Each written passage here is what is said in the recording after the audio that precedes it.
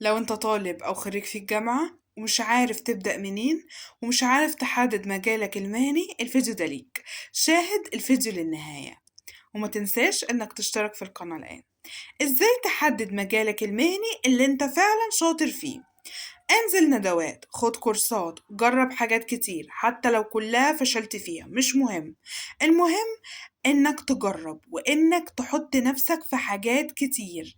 ده اللي هيخليك تكتشف نفسك، ده اللي هيخليك تفهم ايه المهارات اللي فعلا انا شاطر فيها ومستعد اتعلمها واطور فيها لحد ما اوصل واحقق نجاح كبير.